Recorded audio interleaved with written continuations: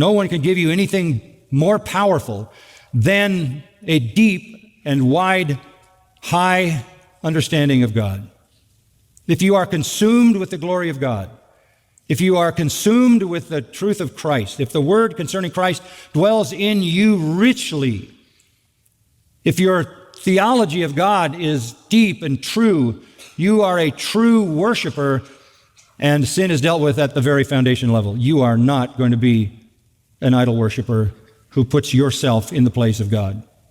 When you hear people preaching, trying to make people feel better, this is absolutely antithetical to true sanctification. So the Christian needs to be killing the corrupting things, and at the base of those corrupting things is idolatry. How serious is it to kill sin? Look at verse 6. It is because of these things that the wrath of God will come upon the sons of disobedience. The kind of things that we're talking about here, immorality, impurity, passion, evil desire, greed, and idolatry, are the sins that damn people to hell forever. These are the sins upon which the everlasting wrath of God is spent on the sons of disobedience. In other words, people are sent to hell forever for these kinds of behaviors. Why would you engage in them? You have been rescued from the wrath of God. You have been empowered by the Holy Spirit.